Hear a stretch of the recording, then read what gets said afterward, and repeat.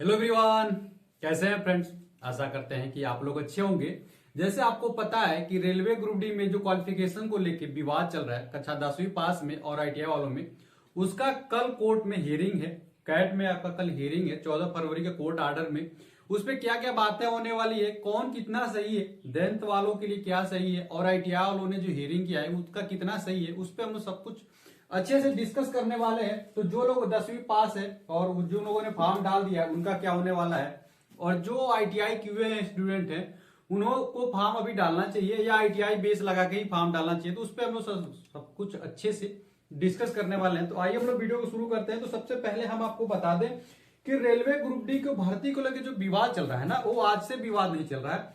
Actually हुआ क्या था कि रेलवे ग्रुप डी 2018 में भर्ती आई, 2019 में भर्ती आई। उसमें कोर्ट ने क्या क्या किया गया, रेलवे भर्ती बोर्ड के द्वारा ये कहा गया कि हम इस बार तो ले रहे हैं रेलवे ग्रुप डी में कक्षा 10वीं वालों को, लेकिन आने वाली आगे भर्तियां होंगी। यानी कि रेलवे भर्ती बोर्ड खुद बोला था, कब बोला था तो 19, ठीक है, कब बोला था वो बता देते हैं, 19/6/2019 को, ठीक है, 19/6/2019 को रेलवे भर्ती बोर्ड के द्वारा खुद ही बोला गया था कि अपकमिंग जो भी एग्जाम होंगे उस एग्जाम में हम रेलवे ग्रुप डी का जो क्वालिफिकेशन रखेंगे उसमें हम आईटीआई को अनिवार्य कर देंगे। अब जो बात कही अनिवार्य की, तो उसमें हुआ क्या, लड़कों ने, स्वाभाविक सी बात है, हम जैसे नॉर्मल फैमिली से जो लोग आते हैं वो लोगों को क्या सपना होता है, बहुत ज्यादा होता नहीं कि यूपीएससी एग्जाम ही निकालना है। हम लोग सोचते हैं पहले कोई नौकरी ले लें, अपने परिवार की आर्थिक स्थिति को ठीक कर लेंगे, फिर आगे की तैयारी करते रहेंगे। तो जब आपने अनिवार्य ही कर दिया तो इन्होंने क्या किया कि लोगों ने किसी तरीके से कर्ज लेके या किसी, आपको फैमिली कंडीशन सबको पता है, किसी तरीके से क्या किया, आईटीआई को कर लिया गया। अब जब बात आई रेलवे भर्ती बोर्ड का जब नोटिफिकेशन निकला, उसमें क्या किया गया कि 2 जनवरी को नोटिफिकेशन निकलने से 2 जनवरी 2025 को इन्होंने कह दिया कि हम भाई आईटीआई को हटाते हैं, आईटीआई को हटाते हैं और क्या कर लेते हैं कि इसको कक्षा 10वीं पे, आईटीआई को हटा के कक्षा 10वीं पे कर लेते हैं। अब जो ये 6 साल से जो लड़के किए हुए थे, इनको बहुत बुरा फील हुआ कि भाई ये आपने ही कहा था और आपने ही हटाया है, तो ये तो बहुत ही सरासर गलत है। तो हुआ क्या कि आईटीआई के स्टूडेंट थे, उन्होंने अपील कर दिया हाई कोर्ट में। हाई कोर्ट जो था उस इस पूरे मामले को देखा, समझा और इस निर्णय पे पहुंचा कि भाई आप लोगों ने आवेदन किया है, सही है। तो इन लोगों ने लगा कि कोर्ट में मामला नहीं सोच लेगा, तो उन्होंने कैट में इसको भेज दिया कि आप लोग यहाँ पे जाइए और इसको प्रॉपर तरीके से सुनवाई जो होगी कैट में होगी। अब कैट में जो हियरिंग है 14 अक्टूबर को, आपको पता है कि 14 फरवरी, गलत में बोल रहा था, 14 फरवरी को कोर्ट में इसका हियरिंग है। तो उसमें अब किसका कितना पक्ष मजबूत है वो हम आपको बताने वाले हैं, ठीक है। आपने पूरा मैटर को समझ लिया कि क्या ये मैटर है। अब पूरी बातों को हम आपको और समझाने की कोशिश करते हैं, ठीक है। अब किसका कितना पक्ष मजबूत है वो आपको जानना बिल्कुल जरूरी है। तो आप देखिए ये सारी चीजें बता दी है। अब आती है कौन कितना मजबूत है, तो देखिए एक तरफ है 10th वाले और दूसरे तरफ है आईटीआई वाले, ठीक है, यही तो मामला है। तो एक तरफ देखिए, एक तरफ है 10th वाले और एक तरफ है कौन, आईटीआई वाले। तो आईटीआई वालों का पक्ष तो मैंने सारी चीजें बता दिया कि 6 साल पहले इन्होंने खुद बोला था, और 6 साल के बोलते बोलते अब नोटिफिकेशन कब निकाले हैं ये लोग, करीब 21 जनवरी को फुल नोटिफिकेशन निकाले हैं, ठीक है, 21 जनवरी के आसपास फुल नोटिफिकेशन निकला है। और 2 जनवरी को ये लोग बोल रहे हैं कि हम भाई आईटीआई को हटा के किसको लागू कर देंगे, आईटीआई को हटा को हम कक्षा 10वीं को लागू कर देंगे।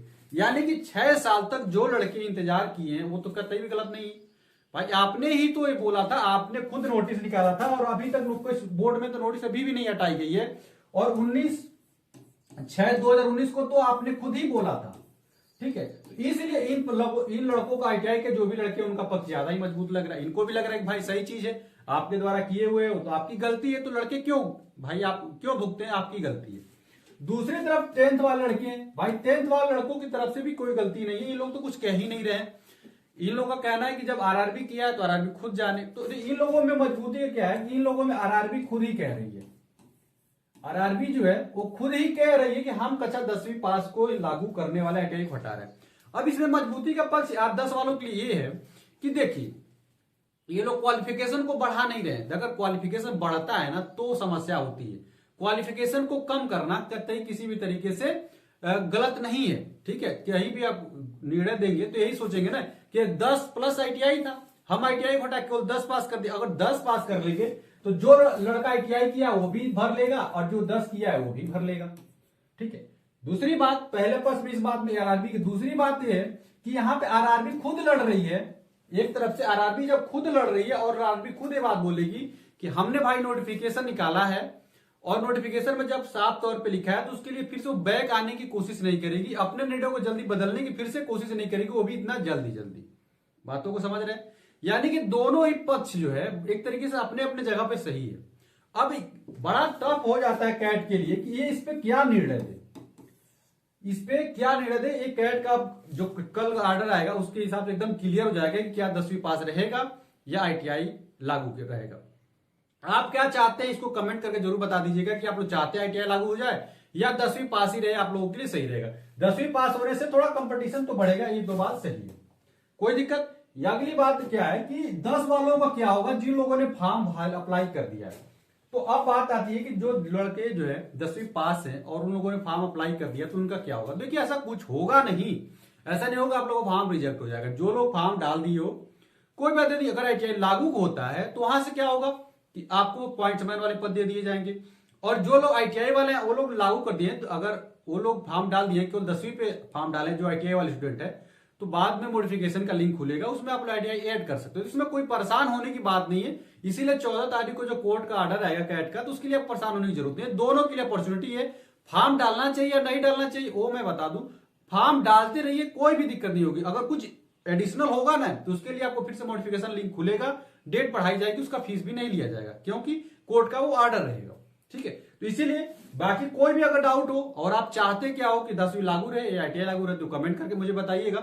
बाकी कल का इंतजार सब लोग करेंगे 14 तारीख को, जो 14 फरवरी को कोर्ट का ऑर्डर क्या रहा है। मिलते हैं अगली वीडियो में फ्रेंड्स। वीडियो अच्छी लगी हो, जानकारी अच्छी लगी हो तो वीडियो को लाइक करिएगा और हमारे साथ मिलकर रेलवे ग्रुप की तैयारी करना चाहते हो तो सब्सक्राइब करने के साथ बेल बटन को भी दबा लीजिएगा और व्हाट्सएप ग्रुप जो डिस्क्रिप्शन में उससे भी मिल जाइएगा। मिलते हैं अगली वीडियो में फ्रेंड्स, तब तक फ्रेंड्स जय हिंद।